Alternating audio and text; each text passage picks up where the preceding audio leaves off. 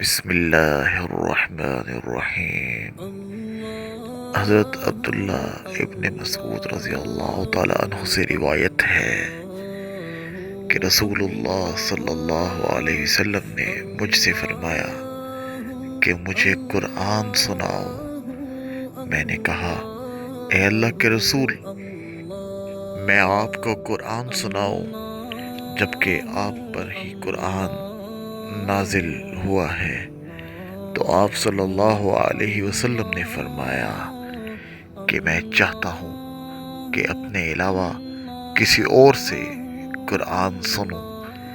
میں نے آپ کے سامنے سورۃ النساء کی تلاوت کی، یہاں تک کہ جب میں اس آیت پر پہنچا، فَكَيْفَ إِذَا جِئْنَا مِنْ كُلِّ أُمَّةٍ بِشَهِيدٍ وَجِئْنَا بِكَ عَلَىٰ هَٰؤُلَاءِ شَهِيدًا۔